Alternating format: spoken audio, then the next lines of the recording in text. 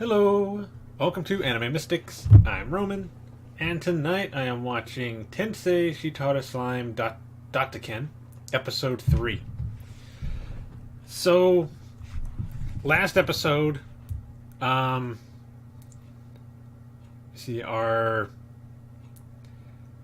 protagonist, Slime, ended up getting a name that I cannot remember right now.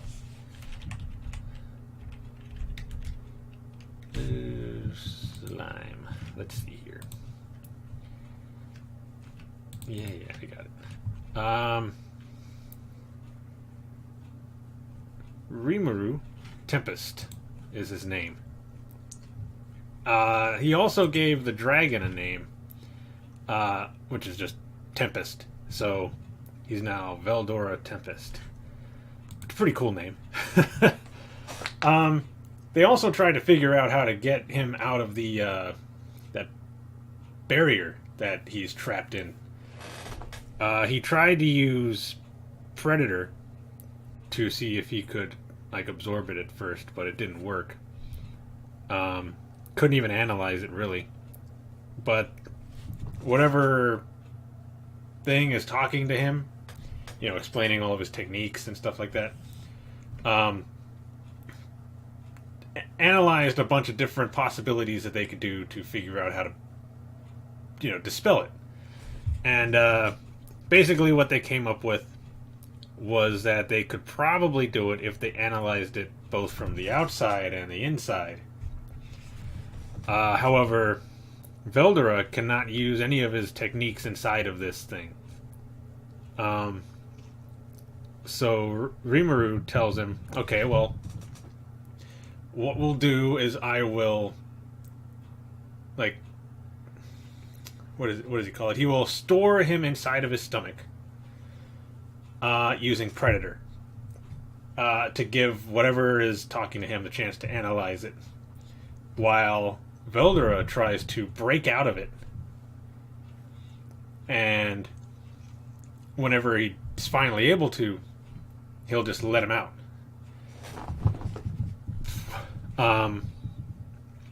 They agree to do that. So he covers the entire thing and just shrinks down to his normal size, basically storing Veldora in his body. And now he's headed out towards the exit for the cave. He doesn't know where it is. He's just kind of wandering around, eating more of those herbs and the was it Magicor or whatever, or stones that he's finding around.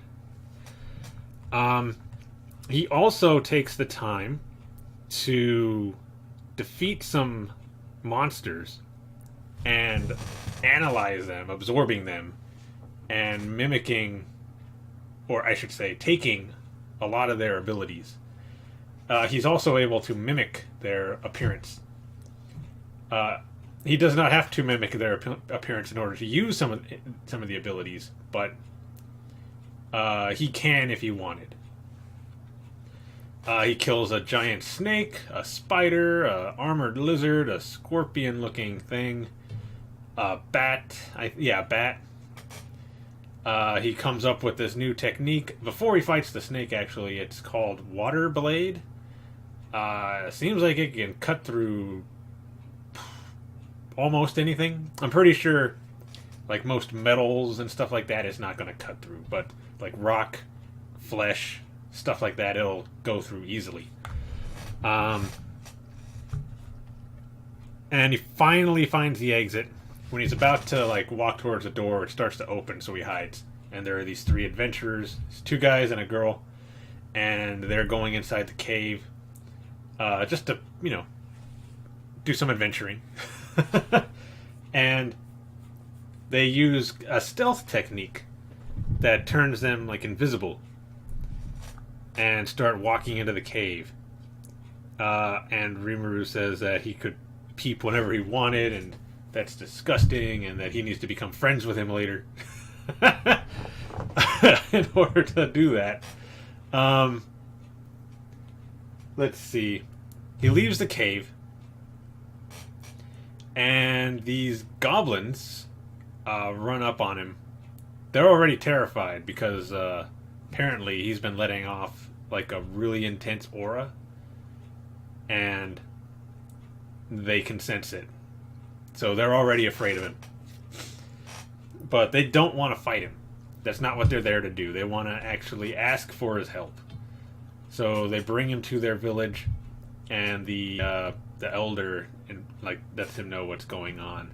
That there is a bunch of dire wolves that are attacking them, and that goblins are really weak, and they need about 10 just to take down one of them. But there's like,